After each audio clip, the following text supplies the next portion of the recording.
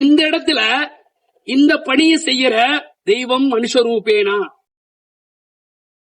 அது ரொம்ப விசேஷமான விஷயம். இந்த பிரிவியில நீங்க இந்த பலனை அடையறதுக்கு பகவான் உங்களை அனுப்பிச்சிருக்க. சோ அப்போ 7 ஜென்மத்திற்கும் 7 பிறவிக்கும் இந்த ஆத்மா புண்ணியத்தை தவிர எதுவுமே தேட முடியாது.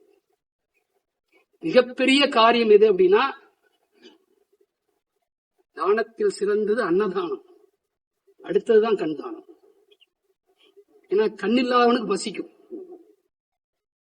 சாப்பாடு வேணும் நேரம். அதனாலதான் சாப்பாடு யாரு கொடுக்கிறாளோ அவன் தெய்வம். அப்ப நமக்கு படியளக்கிற பகவான் நமக்கு தெய்வம். இந்த தெய்வத்தை எப்பவும் கையெடுத்து தொழணும். அப்ப முதல் காரியம் தெய்வத்துக்கு தான். அப்ப இன்னைக்கு இந்த தெய்வத்தை இங்க வச்சு தொழணும்னு அந்த எண்ணம் மறந்து பார்த்தீங்களா, அப்பவே நீங்கெல்லாம் அந்த பணியில ரொம்ப சிறந்து விளங்குற. அதனால லட்சியம் ட்ரஸ்ட் மேலும் முன்னேறி நிறைய இது மாதிரி உபகாரம் எல்லாம் செய்யணும்னு பிரார்த்தனை பண்ணி